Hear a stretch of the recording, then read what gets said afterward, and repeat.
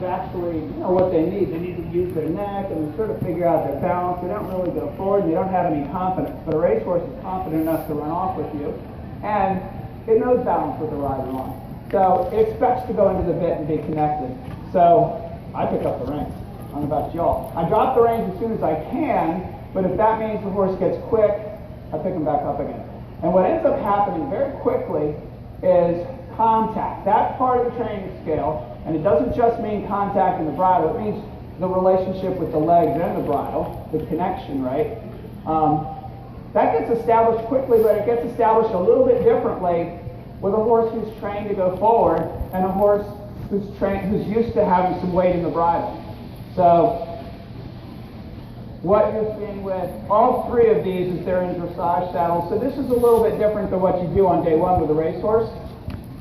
We usually start out in a jumping saddle where you can be balanced over your feet. But depending on what the horse gives you, we give them a solid connection. And you see the exercise riders with their hands braced right in front of the withers, right on the horse's neck, sometimes with a bridge. The reins crossed over, you grab with both hands. Sometimes a half bridge where one reine's crossed over. The idea of that is you're jamming your fist down into the horse's neck like you're punching him, and then he pulls against his own neck, right? It's solid. It's just a solid connection. It's like if you put him on a lunge line with side reins and little rubber donuts, so that there's kind of a solid thing, but it's a little flexible so it doesn't scare them too much, and it helps them shape themselves. So if you watch this horse canter over here with Michelle, it's a fairly collected canter, right? He didn't come off the racetrack doing that. You can see his hind legs coming up under his body. His pole is pretty close to the highest point. He's round, he's rhythmic, and his steps aren't too big. That takes some time to develop with a racehorse in particular.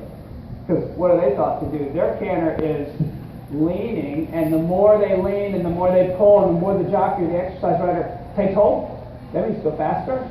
And they use that bracing support, and they're pulling at the ground with their front legs almost as much as they're pushing with their hind legs. They're using every bit of strength that they've got, but it's leaning. It's like going down a hill. That's why it's hard to stop.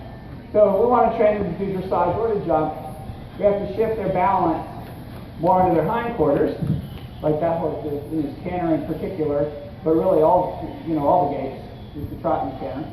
And that's part of the process, but that doesn't come right away. Quite a bit of leverage in this case, because you have the cheek piece way up here, with that extension from the bit, and then you've got the shank, almost like a Western bit, with the curve and the shank, that gets a lot of leverage. So when she pulls on that bottom rein, it's pulling the bit up, and it's pulling the head piece down, and it's cranking, and it's more severe. She can just use the snaffle rein with a very mild bit that she's got in his mouth, and that's up to her. But let's see you shorten his steps a little bit.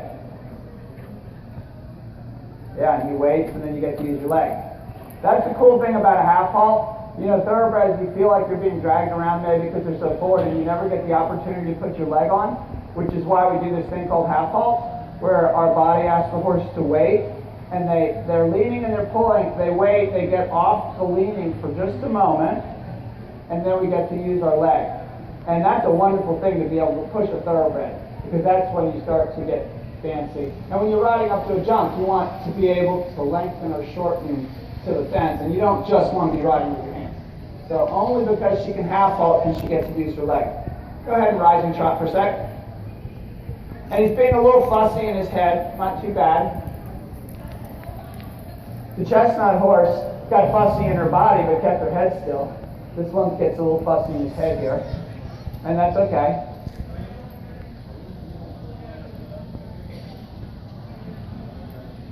This is a handsome horse. In fact, these are all three good-looking horses, but he was down in the stall earlier, and I walked by, and I hadn't seen him, and he's like your really classic, old-fashioned, big-boned, solid, great, fantastic thoroughbred.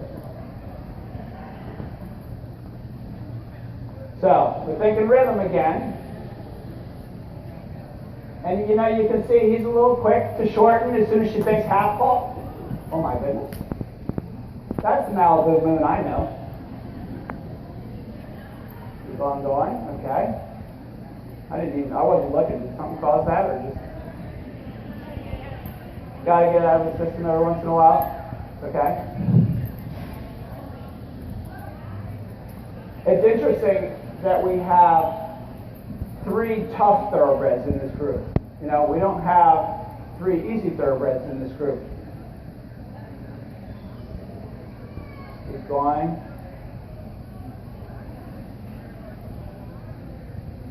He's ready, he's ready. So, let's do the same thing with him. Yeah, that we did with the chestnut horse, because he's not quite giving you, when you let him stretch and trot, he's not quite giving you that free hunter kind of feeling where you can just let the horse stretch out into the bridle and they go like a metronome with rhythm. So yeah, let's ask him to work a little bit like you're doing in sitting trot. And if you want to do some lateral work to get his focus, that's fine. You know, often when a horse is naughty, kind of that pony brain type of horse that will just play with you, which stranger does the same thing. You know, he'll just have an idea and he'll just jump sideways or rear or something. I hate rearing. That's the worst of them. You're brave, Monica. This kind of work is the best, where you put your aids on and you ask them to do something with their body that's difficult. So go ahead and put him through his paces like you would at home. He's getting a little bad, you put your leg on and you say, come on, sucker, let's get to work. And you use your leg. Okay, now rising trot lengthening. Because if you go backwards too much, if you shorten with any horse, but especially a horse who loves to work, then you lose that nice forward rhythm. Okay, go ahead and canter on. Forward, forward.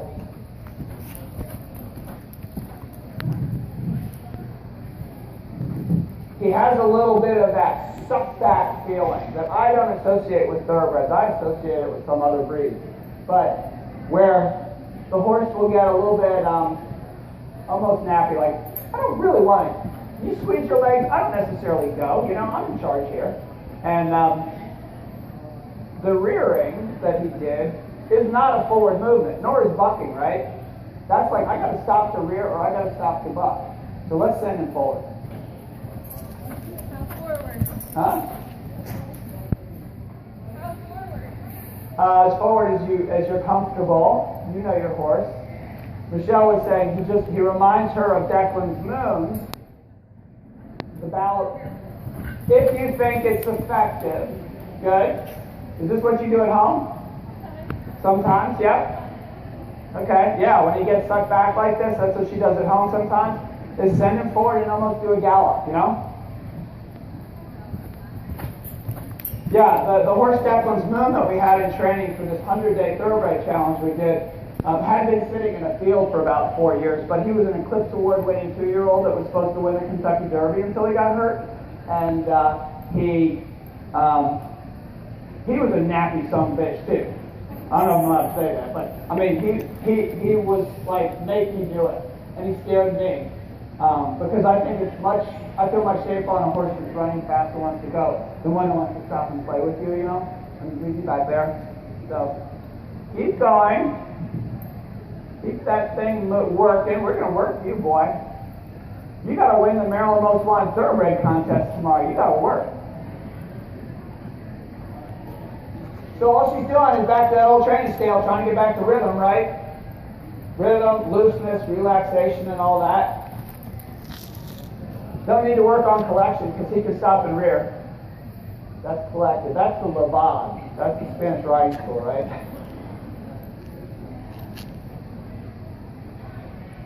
So now we're seeing a nicer trot out of this horse. Now we're kind of like,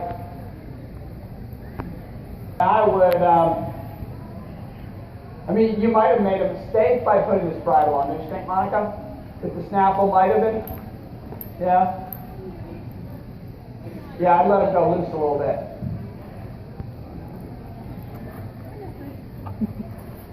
But, okay, so back to the theory thing a little bit. If this were not about dressage and it were about jumping, it would be the same things we'd be doing with the horse. Because any of you that have gotten a horse off the track who maybe started out and thought they had a really quiet horse and it was going really well when you walked and you trotted, and then you picked up the canter and you thought, oops, it's not quite so easy. It might be you. It probably is you, right? It's always the rider. And one of the things that that it would be you for is that you didn't allow the horse to go forward. You didn't allow the horse to get solid into the bridle. And so what this horse is doing is he's probably the type of horse who has to learn that every day. And that's what we're getting. But if it were jumping, you know, when you start a horse jumping, and we're going to talk about this on Sunday some, in the session about teaching a horse to jump, you know, a racehorse is usually brave and will go forward, but will go flat forward like out of starting gate. And so it takes good flat work to be able to get to the point where you can canter a course, whether it's an 18-inch course or a 4-foot course. It's about whether or not you have balance in the canter and adjustability, so that that natural desire to go forward doesn't, you know, the jump doesn't make it worse. Okay, now see a heel trot stretch.